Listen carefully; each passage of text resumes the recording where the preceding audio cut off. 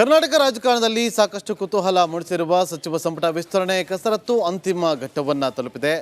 ರಾಜ್ಯ ಸರ್ಕಾರದ ಸಂಪುಟ ವಿಸ್ತರಣೆ ಹಾಗೂ ನೂತನ ಸಚಿವರ ಸೇರ್ಪಡೆಯ ಕುರಿತಂತೆ ರಾಜಕೀಯ ವಲಯದಲ್ಲಿ ತೀವ್ರ ಚರ್ಚೆಗಳು ನಡೆಯುತ್ತಿವೆ. ಕ್ಯಾಬಿನೆಟ್ ವಿಸ್ತರಣೆಯ ರಾಮಾಯಣಕ್ಕೆ ಫುಲ್ ಸ್ಟಾಪ್ ಯಾವಾಗ ಎಂಬ ಕೌತುಕ ಸಚಿವ ಸ್ಥಾನದ ಆಕಾಂಕ್ಷಿಗಳಲ್ಲೇ ಮೂಡಿದೆ.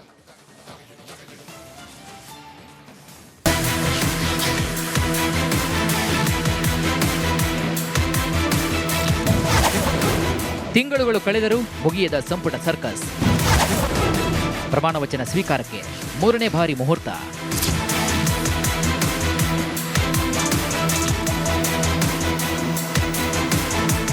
ಸಿಎಂ ಡಿಕೆ ಶಿವಕುಮಾರ್ ಸರ್ಕಾರದ ಸಂಪುಟ ವಿಸ್ತರಣೆ ಸರ್ಕಸ್ ಮುಂದುವರಿತಾನೆ ಇದೆ. ದೆಹಲಿಯಲ್ಲಿ ಕಾಂಗ್ರೆಸ್ ಹೈಕಮಾಂಡ್ ಸರಣಿ ಸಭೆಗಳನ್ನು ನಡೆಸಿದೆ. ರಾಷ್ಟ್ರೀಯ ಅಧ್ಯಕ್ಷ ಮಲ್ಲಿಕಾರ್ಜುನ್ ಖರ್ಗೆ ನಿವಾಸದಲ್ಲಿ ರಾಹುಲ್ ಗಾಂಧಿ, ಸಿಎಂ ಡಿಕೆ ಶಿವಕುಮಾರ್, ಮಾಜಿ ಸಿಎಂ ಸಿದ್ದರಾಮಯ್ಯ ಹಾಗೂ ಕೆಪಿಸಿಸಿ ಅಧ್ಯಕ್ಷ ಬಿಕೆ ಹರಿಪ್ರಸಾದ್ ಸಭೆ ಮೇಲೆ ಸಭೆಯನ್ನು ನಡೆಸಿದರು.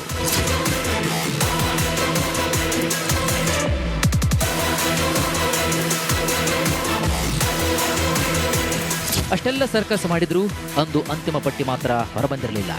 ಸಭೆಯಲ್ಲಿ ಅಂತಿಮ ಪಟ್ಟಿ ಸಿದ್ಧವಾಗಿದ್ದು, ಆದರೆ ಯಾವಾಗ ಪ್ರಕಟವಾಗುತ್ತೆ ಅನ್ನೋದೇ ಇನ್ನೂ ಕೂಡ ಸ್ಪಷ್ಟವಾಗಿಲ್ಲ.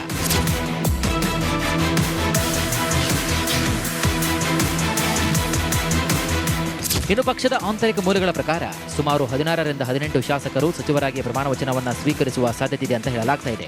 ಇನ್ನು ಮೂಲಗಳ ಪ್ರಕಾರ ಸಂಪುಟ ವಿಸ್ತರಣೆಯು ಸಂಪೂರ್ಣವಾಗಿ ಪ್ರಾದೇಶಿಕ ಪ್ರಾತಿನಿಧ್ಯ, ಸಮುದಾಯ ಪ್ರಾತಿನಿಧ್ಯ ಮತ್ತು ಮಹಿಳಾ ಪ್ರಾತಿನಿಧ್ಯ ಹಾಗೂ ಅಹಿಂದ ಪ್ರಾತಿನಿಧ್ಯ ಒಳಗೊಂಡಂತೆ ಹಿರಿಯ ಶಾಸಕರ ಅನುಭವದ ಜೊತೆಗೆ ಹೊಸ ಹಾಗೂ ಯುವ ಮುಖಗಳಿಗೆ ಅವಕಾಶವನ್ನು ಕಲ್ಪಿಸಿಕೊಡುವ ಕುರಿತು ಒಲವು ಕೂಡ ವ್ಯಕ್ತವಾಗಿದೆ. ಇದರಲ್ಲಿ ಹಲವು ಹಿರಿಯ ಮತ್ತು ಯುವ ಶಾಸಕರ ಹೆಸರುಗಳು ಕೂಡ ಮುಂಚೂಣಿಯಲ್ಲಿದ್ದು ಅಧಿಕೃತ ಪ್ರಕಟಣೆ ಮಾತ್ರ ಹೊರಬರಬೇಕಾಗಿದೆ.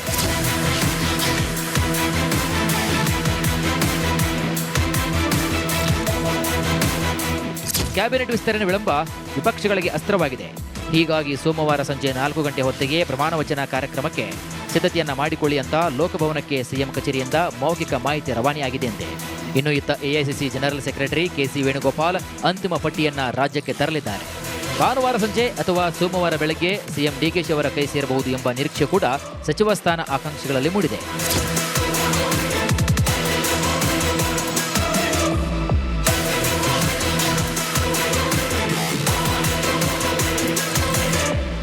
ಎರಡು ತಿಂಗಳುಗಳಿಂದ ಶುರುವಾಗಿರುವಂತಹ ಕ್ಯಾಬಿನೆಟ್ ವಿಸ್ತರಣೆ ಕಸರತ್ತು ಕೊನೆ ಘಟ್ಟವನ್ನು ತಲುಪಿದೆ. ಅಂತಿಮ ಪಟ್ಟಿ ಹೊರಬಿದ್ದ ಬಳಿಕ ಯಾರು ಕೈಪಡಿಯಲ್ಲಿ ಯಾವ ತಲ್ಲಣಗಳು ಸೃಷ್ಟಿಯಾಗ್ತಾವ ಅಂತ ಕಾದು ನೋಡಬೇಕಾಗಿದೆ.